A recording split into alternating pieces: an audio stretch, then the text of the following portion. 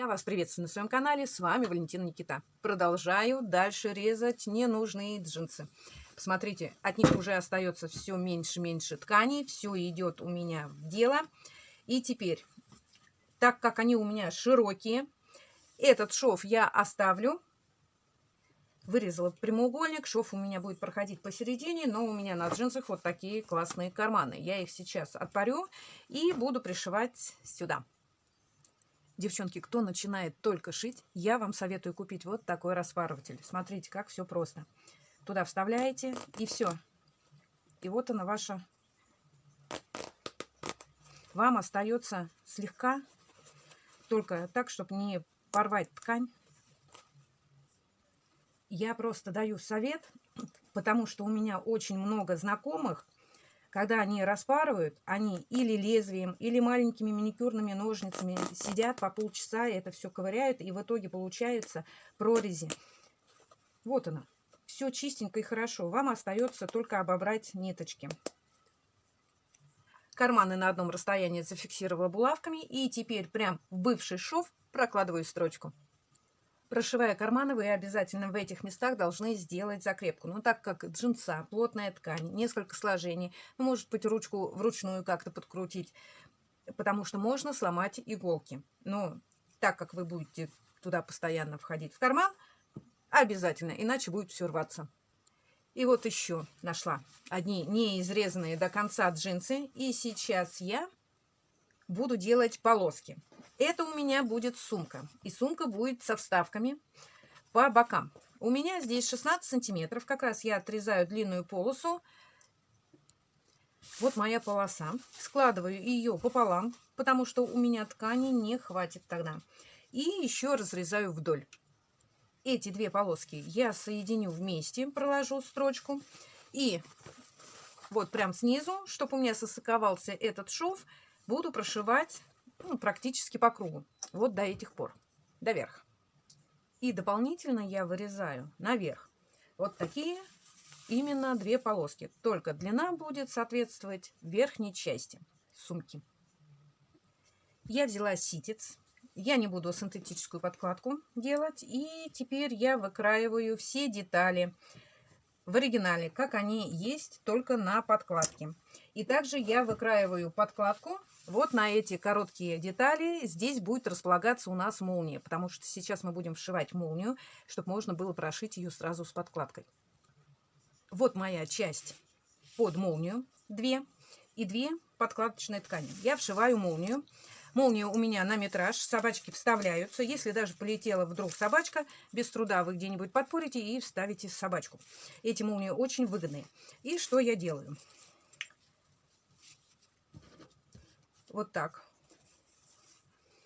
Лицо к лицу ткань. Собачка у вас смотрит на лицевую сторону и прокладываете строчку. Молнию удобно вшивать лапкой для молний. Вот так выглядит лапка. В моей машинке это лапка Е. Вот так у нас получилось. И теперь выравниваем наши хвостики. Также подкладочку выравниваем и также прокладываем строчку. Мы с вами молнию уже вшили. Посмотрите, как она с обратной стороны хорошо смотрится. И что подкладка не попадала в молнию, мы с вами проложим здесь декоративную строчку. Это называется отстрочка.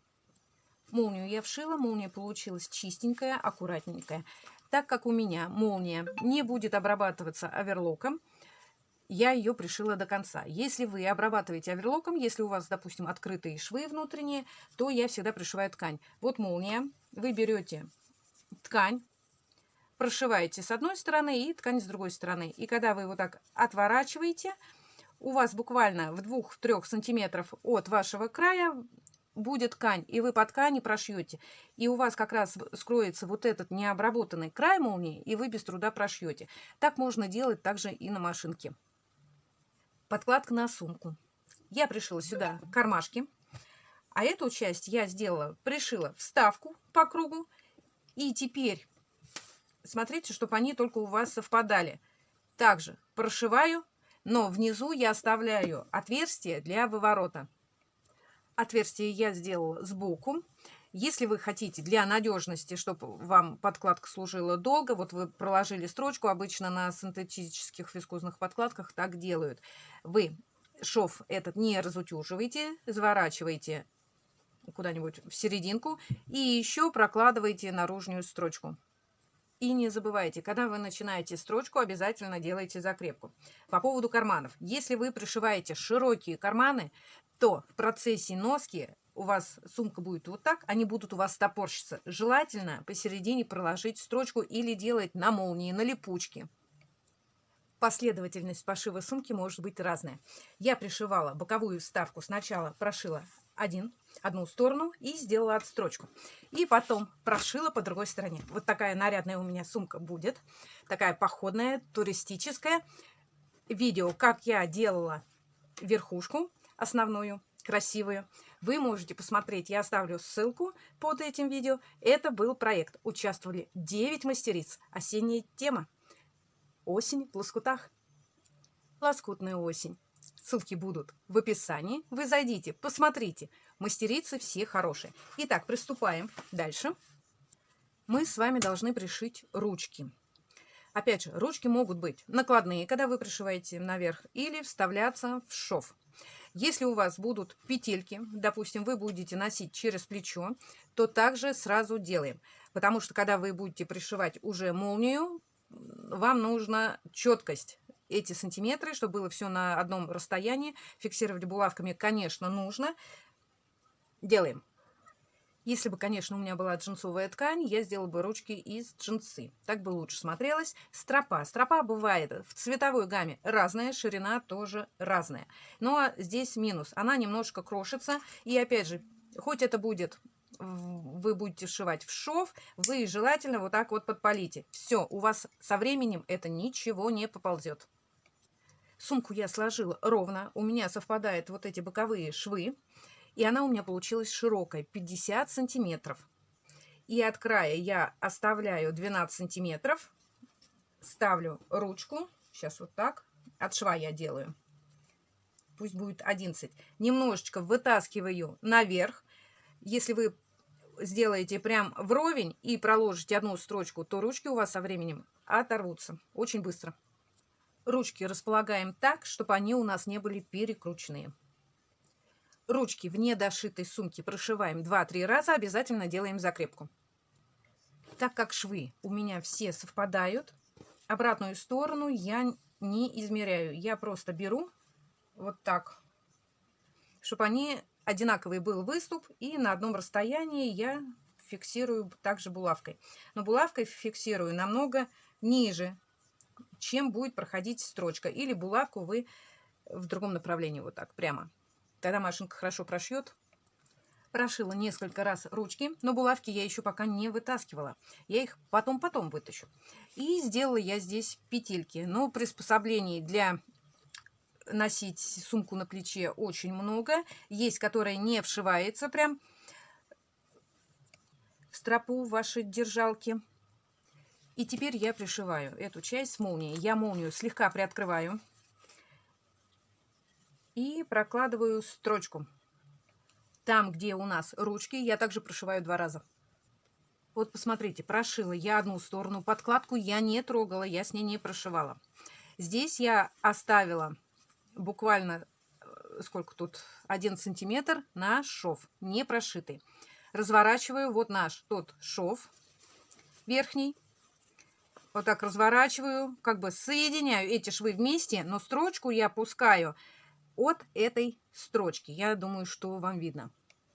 Вот мы прошили. Вот эти вот места боковые, они у нас еще не прошиты. Смотрите, вы можете их прошить, но так как тут у нас подкладка, и потом вам неудобно будет вставлять вот эту подкладку. Так мы сначала с вами закрепим ручки. Булавки мы вытаскиваем. Булавки были для того, чтобы наши ручки никуда не попали. И теперь мы можем смело, допустим, по кругу пустить отстрочку, да, тем самым зафиксировать. У нас никаких препятствий нету. Подкладка еще не пришита. Подлезть очень легко.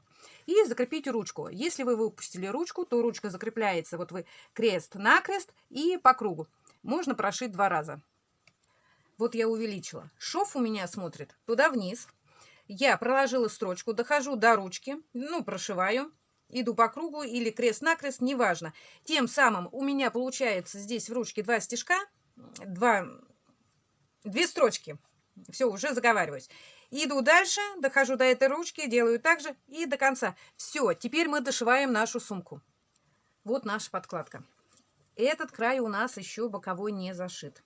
Также складываем, прошиваем вверх. Когда прошили вверх, тогда мы уже вместе с подкладкой стачиваем вот эти боковые стороны, верхние. Вот такой большой мешок у нас получился. Все вот эти нитки мы с вами убираем, отрезаем. Обязательно вы в процессе работы везде делаете закрепки. Вещь с изнанки также должна быть чистая, как и с лица.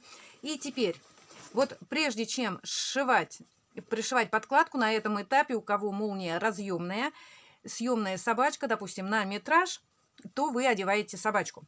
И теперь это наш угол. Мы с вами выпрямляем. Раздвигаем эту ткань, если хотите, можете зафиксировать булавками. И вот ваши швы. Это наш боковой шов. Мы все вместе соединяем, совмещая наши швы. Все, и одной строчкой мы с вами прошиваем, захватывая основную ткань и подкладочную. Желательно делать 2 строчки. Вот я прошила, как я вам говорила. И посмотрите, какая чистенькая сторона с изнанки и хорошая сторона вот она с лица. Видите, все аккуратно и хорошо. Но где молния, желательно аккуратнее с машинкой, не гоните. Лучше прокрутите колесико вручную. Все, друзья мои, сумка готова. Сумка получилась вместимая, большая, 46 на 46. Боковые вставки. Сзади у нас карманы. Сюда можно положить какие-нибудь ключи, зажигалку, сигареты, это кто курит. Очень удобно. Получилась вся чистенькая, аккуратненькая. Вы сами видели, что шьется она довольно-таки легко. И кому интересно, как делается вот такая красивая аппликация? Она прорезная, в несколько тканей. И вообще, как делается простая аппликация. Вы зайдите в описании, там будет ссылка.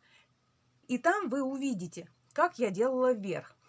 Эту сумку я шила на проект. Хороший проект «Лоскутная осень», где участвовали 9 мастериц, хороших мастериц. И там же будут ссылки на каналы, кто участвовал в этом проекте. Причем работы у всех разные, но все красивые, с разной техникой и с разными идеями. Не у всех сумки. Не буду говорить, вы заходите в гости. Но на этом все. С вами Валентина Никита. Подписывайтесь на канал, присылайте смайлики, пишите обязательно комментарии, да просто заходите в гости. Увидимся в новом видео. Пока-пока.